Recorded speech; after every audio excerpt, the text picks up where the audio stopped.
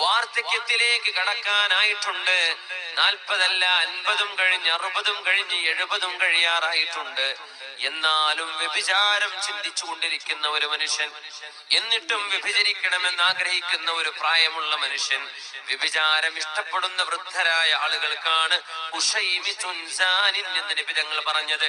അവരെ അല്ലാഹു നോക്കുക പോലുമില്ല, അവർക്ക് സംരക്ഷണം നൽകുകയില്ല. വലഹും അദാബുൻ അലീം, വേദനാജനകമായ ശിക്ഷയാൽ അവർ അല്ലാഹു ശിക്ഷിക്കുമത്രേ. രണ്ടാമത്തേത് വആഇലുൻ മുസ്തക്ബിർ, ദാരിദ്ര്യത്തിൽ കഴിയുന്ന ആളാണ്, പക്ഷേ അഹങ്കാരിയാണ്.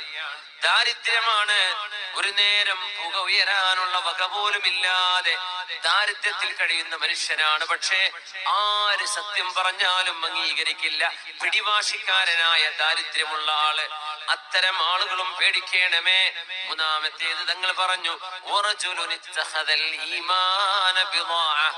ഈമാനിനെ ഒരു ചരക്കായി കൊണ്ടു നടക്കുന്നവരും പേടിക്കണേ എന്ന് മഹാനായ റസൂലുള്ളാഹി സ്വല്ലല്ലാഹു അലൈഹി വസല്ലം